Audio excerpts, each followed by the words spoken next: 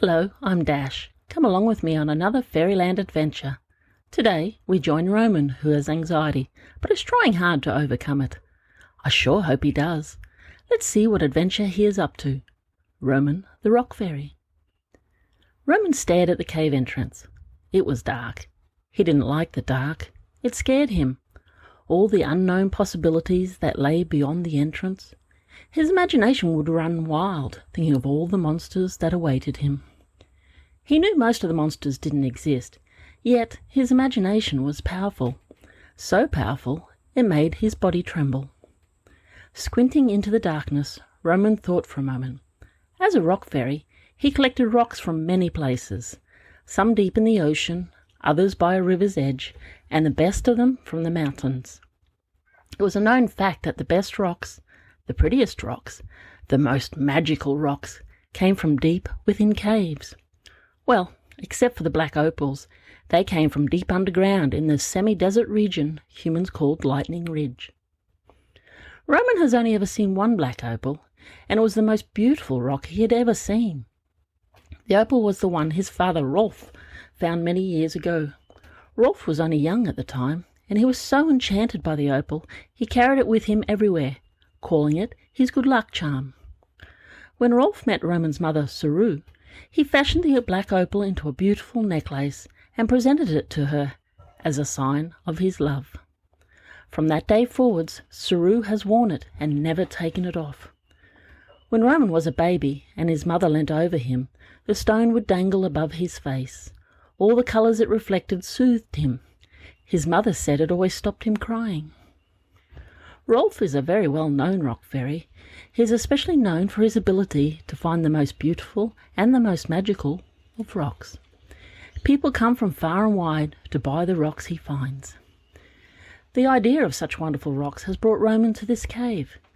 Roman does not want the fame his father has, yet he does want to be known for finding only the best of rocks. And this cave is known for its magic, so Roman stands at the entrance, staring into the darkness. His fear grips him tightly. "No," Roman says sternly to no one in particular. "I will not let my fear stop me from doing the things I want to do." He takes a step forward towards the entrance. Straightening his satchel and preparing his rock pick, Roman takes a deep breath as he steps into the darkness. With the daylight behind him and the darkness in front, he creates a glow ball to lead the way. To reduce his fear and to stop his imagination from running wild, Roman starts to hum to himself. A little tune that always makes him happy. A bold attempt to distract him from his fear. Roman can't remember when his fear started, or if anything even started it. All he knew was that it came on when he least expected it. It would grip his chest hard, make him sweat, and put nasty doubt in his mind. Fear was uncomfortable, and he hated it. Over the years, Roman had tried many things to get rid of the feeling. He had repetitively counted out of sequence 2, 3, 4, 17, 6, 19, 2, 3, 4, 17, 6, 19. That wasn't bad, as it distracted his brain. He had talked about it with his mother. She told him to only think of positive and happy outcomes. That wasn't always easy for him. When in situations, such as now, he imagined what's the worst that could happen. Laughing, he thought that no matter what happened, no one could take his birthday from him. For some reason, that made him happier. Today, Roman was facing his fear by breathing deep and just entering the cave. The glow ball led the way. With each step, Roman touched the walls. It may have looked like he was playing or just running his fingers along the roughness. In truth, he was scanning for the perfect rocks, not with his eyes, but with his fingertips. A truly magical rock will send out little sparks of electricity, sparks so small that only the most sensitive of nerves could feel them, and rock fairies had such nerves in their fingers. Though there was once a special rock fairy who developed the ability to smell magical rocks. It was a very unique ability, and no one since has been able to. Wondering what a magical rock would smell like, Roman kept walking deeper into the cave. Every few meters, his fingers felt a slight flicker. Stopping, he would investigate the cave wall. If a rock looked promising, he would chip it from the wall with his little pick, place it in his satchel, then move on. After a while, his satchel was half full.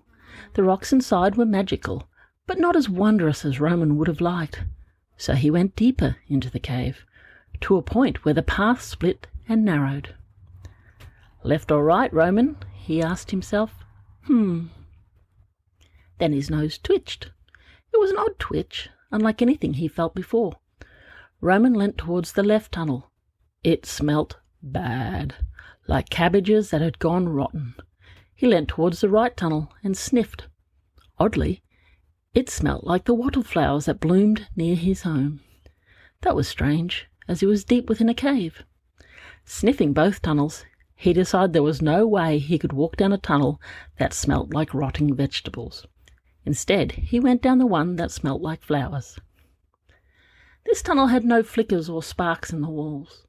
Roman's fingers searched, yet there was nothing. Soon the cave came to an end. He circled round and returned to where the tunnel split. Looking at his half-full satchel, Roman knew it was not yet time to go home. Standing, facing the left tunnel, the bad smell was nearly overpowering. He was nearly going to give up and leave the cave, when Roman remembered he had a wattle leaf in his bag. Removing it from the satchel, he wrapped it around his face, mainly over his nose. Now all he could smell was the fresh wattle. Sending the glow ball ahead, Roman started walking down the left tunnel. He had barely taken 3 steps when his fingers zapped from the cave wall. Searching, he found a wonderful rock full of raw energy. Once it was safely in his satchel, Roman started again. Within another 3 steps, there was another zap, more powerful than the last. Searching, he found an even better rock. This excited him. With such excitement, he had no time to think about fear. After stashing another wonderful rock, Roman continued. The next zap so hard it flung his hand into his face, which knocked the wattle leaf loose. The leaf drifted to the ground. As it did so, the most pungent smell Roman had ever smelt attacked his nose. It was coming from further down the cave. It was so bad it made his eyes water. Roman wondered if an ogre had a rubbish pit in this cave, though he could not see any rubbish anywhere. He tried to push on, for each time he found a rock it was better than the last. After only several steps, he was emptying some of the first rocks he had found onto the ground in a pile, so he could fit the nicer rocks in. This cave had more magical rocks than he had ever discovered before. Excitement filled his body, and the idea of finding even better rocks allowed Roman to tolerate the horrid smell. If the rocks had been average, he would have left the cave already. Instead, he moved forward, deeper into the cave. Zaps of electricity shot from everywhere. The rocks he was finding were incredible. As the zaps grew stronger, so did the overwhelming smell. It just got worse and worse. It made Roman want to vomit. He bit his lip instead, trying to hold it in, though he kept wondering if it was worth it, suffering this foul stench just for a few magical rocks. Roman took a hesitant step forward. The ground under his foot felt loose. Suddenly, it gave way and he was tumbling downwards. Roman was sliding so fast his light ball couldn't keep up, so it puffed out. Through the darkness he slid. There was nothing to grab. There was nothing to slow him down. It was dark, and all Roman could do was hope that this crazy ride ended soon. For what felt like hours, but was only minutes, Roman slid down the dark, dirty tunnel. Finally, his speed slowed as the tunnel levelled out. Roman came to a stop. Taking a deep breath, he cast a spell for another light ball. As it appeared and light filled the air, Roman saw that he was in a dark cave tunnel, like he had been before. Dusting himself off, he took a tentative step forward. It was a cautious step, as Roman didn't want to slide down another hole. The ground beneath was firm, so he took a second step. Up ahead, he could just make out something blocking the tunnel. A small speck of light could be seen at the top of it, between it and the tunnel roof. He assumed it was a rock, even though all the walls were made of dirt. Roman wondered how he could ever get around such a rock. Looking back, he knew the tunnel that he had slid down was too steep to climb. He had no choice but to move towards the rock and hope that he could get around it. Moving closer to the rock, Roman thought it moved. Rocks don't move by themselves, and there was no rumbling in the mountain to indicate that there was an earthquake or something similar.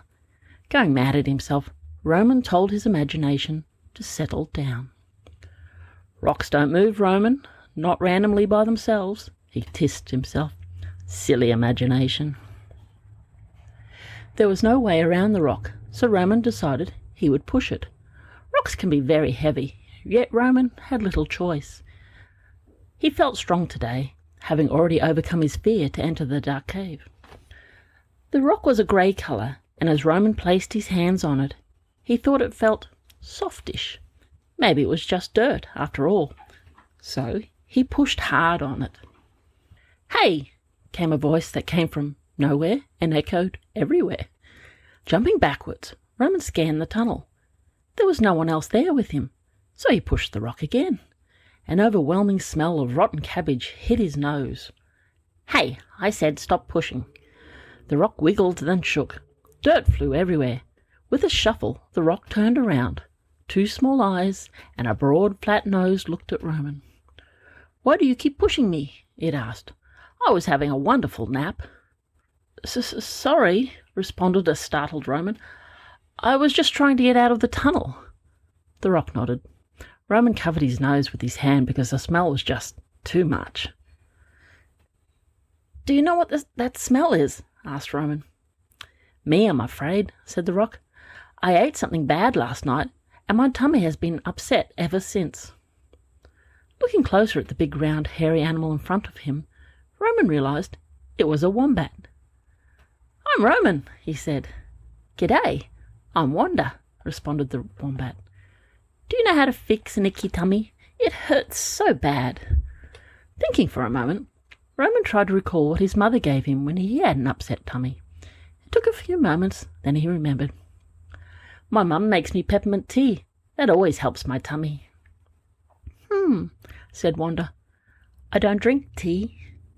She looked so sad, and Roman really wanted to help. In truth, he really wanted to get out of this tunnel and away from that smell. He thought even harder. Like a bolt of lightning, the answer came to him. He spoke excitedly. "Maybe you could just eat the peppermint leaves. Surely that would help." "Maybe," responded Wanda. "But where would I get the leaves?" "I saw some wild peppermint growing on the mountain. Maybe we could go out and find some." Doing that would help both of them, thought Roman. Wanda would get something for her tummy, and he would get out of this cave and its weird tunnels. "Okay," said Wanda. "Follow me." Wanda turned and slowly waddled down the tunnel. Roman followed her, though it was hard, as every now and then Wanda would release the stinky gas that smelt like rotten cabbage. She always said sorry, yet she had no control over it. Roman would just smile, cover his nose, and wave to her to keep going. Eventually the daylight in the distance grew brighter as they got closer and closer to the tunnel entrance. As they both popped out of the side of the mountain, Roman took a deep breath of fresh air. "Thank you," he said. "Just give me a moment to find some peppermint for you." Roman started to search the mountainside for the wild peppermint. He searched in all the places he knew it would like to grow. It wasn't long before he had a big handful of it. Returning to Wanda, he presented her with a big bouquet of peppermint leaves. "Do I have to eat all of that?" she asked. "I wasn't sure how much you would need," said Roman. Wanda nibbled a small leaf first. "Oh, yum!" she squealed before gobbling up the whole lot. "That's tasty. Is there any more?" Roman laughed, then showed Wanda how to find it. She said it was settling her tummy. He knew it was because the smell was going away. "You know, Wanda, for a moment, when I was searching the cave above yours, I thought the smell was leading me to the most magical rocks." "How silly of me," laughed Roman. "Not really," spoke Wanda with a new mouthful of peppermint leaves.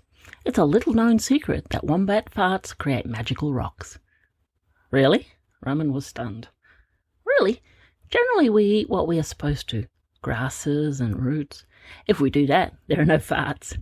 I was naughty last night and tried a lolly a human left behind.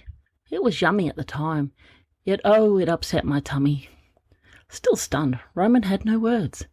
Wanda smiled at him as her tummy felt not only better, but full. She yawned and headed back to the cave for a nap. Just before she entered the cave, she turned and spoke to Roman. "Thanks for helping me. Maybe you could come back for a visit. If you do, I will show you the other place I had an upset tummy when I ate some human chocolate." Laughing, Roman said he'd love to come back and visit. As Wanda disappeared in the cave, Roman headed home to show his father the most wonderful rocks he had ever collected. He also wondered if his father would believe him that farting wombats made the most magical rocks. Roman barely believed it himself. Oh my, that story had an ending I didn't expect, did you? It was nice of Roman to help Wanda, and in doing so, she helped him to get out of the tunnels. That's what we call a win-win, because they both got what they wanted. Well, I've got to go. I hope you join me again. See you soon.